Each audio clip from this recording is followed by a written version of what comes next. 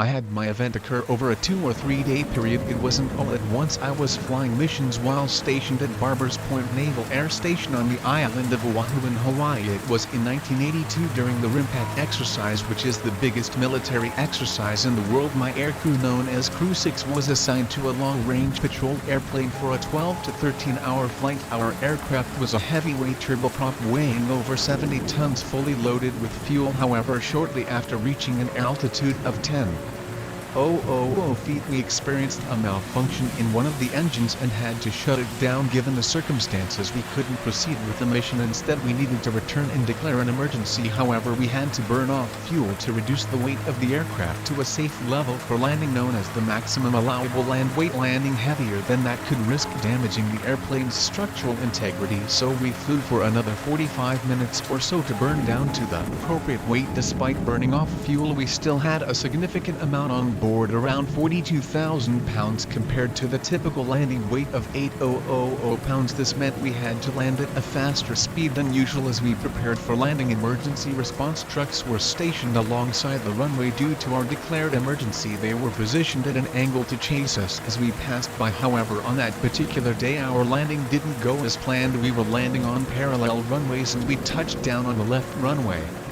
When the main wheels made contact, everything seemed fine. However, as the nose gear touched down, the pilot made an error by using the wrong rudder input. Instead of correcting the expected swerve to the right caused by the imbalance in reverse thrust from the two engines, he applied right rudder input. At our high speed, we immediately veered off the runway, heading directly toward one of the fire trucks parked alongside. I realized we were on a collision course with death approaching at a speed of over 150 miles per hour. The last thought that crossed my mind was the fear of never seeing my 2.5-year-old son again. Suddenly everything seemed to change. Time slowed down and I had an out-of-body experience. I could see the scene from different perspectives simultaneously. It was as if my soul had left my body and was observing from above. I watched in awe as the right wing tip narrowly passed over the front left corner of the fire truck. I could see the firefighter on the water cannon screaming in terror. Although I couldn't hear him, I could sense his panic. Miraculously, the spinning propeller of the outboard right engine managed to avoid colliding with the fire truck by a small gap. I felt a mix of emotions, realizing the difference between thinking I was going to die and the strange realization that I might already be dead. During this extraordinary experience, I became aware of the smallest details around me. I noticed a Pepsi can tumbling in slow motion, seeing the liquid inside and how it dynamized as it hit the air. Turbulence caused by our speed. Then something even stranger happened. I found myself embodying every tiny piece of debris in the air. I became one with all the fragments rolling and swirling together. I had a 360-degree view from each perspective simultaneously. It was a state of confusion and wonder as everything seemed perfectly orchestrated and in harmony. Despite the chaos, as we continued to cruise across the asphalt, the fire trucks chased after us. We eventually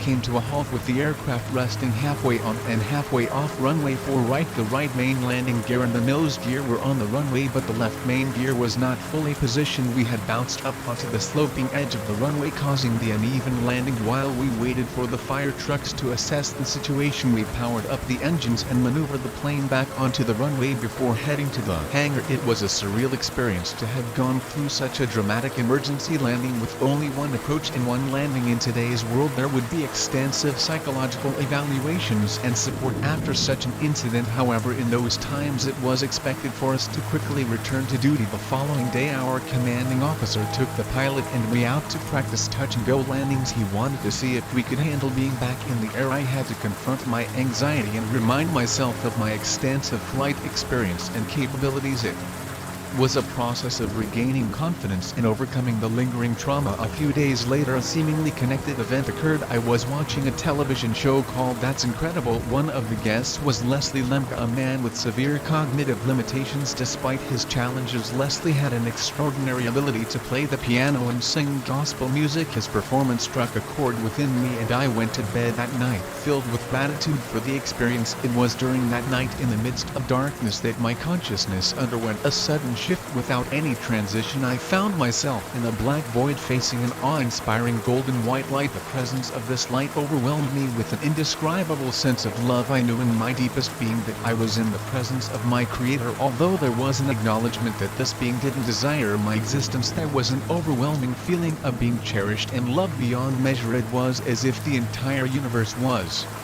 pouring infinite love upon me. Words fail to capture the intensity and perfection of that experience. I felt an instinctual longing to merge completely with the light. It was a deep desire to be enveloped by its essence. In that state, I felt like the universe was celebrating the profound love it had for me. The experience was beyond time and space. It was as if I existed at the end of the universe, surrounded by the collective love of every mother that ever lived. I knew that I was home. Suddenly the experience came to an abrupt end, leaving me with profound questions and a sense of loss. In the days that followed, I delved into studying various religions and the nature of the universe. I explored the mysteries of subatomic particles, quantum physics, and the properties of light. I learned about the impact of consciousness on our reality and discovered the intricate relationship between prayer, thought, and the universe itself. Through my studies, I uncovered the fascinating concept of the double-slit experiment, where the behavior of light particles changes based on the observer's presence or absence. This experiment showcased the interconnectedness of consciousness and light, and how our thoughts and intentions can influence the physical world. My understanding deepened, and I began to realize the immense power that consciousness holds in shaping our reality. The experience I had in the light transformed my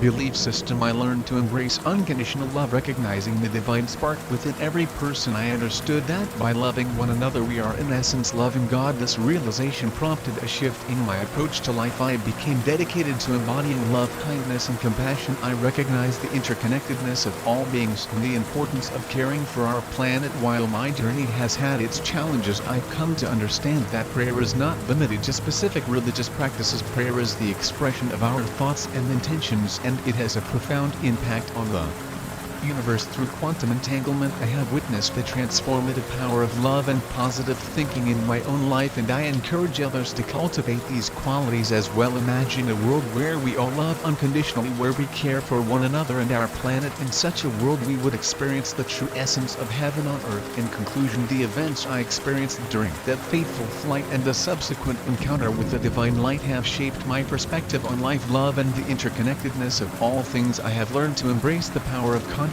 the significance of unconditional love, and the beauty of living in harmony with one another and the world around us. May we all strive to cultivate love, compassion, and unity, creating a brighter future for ourselves and future generations.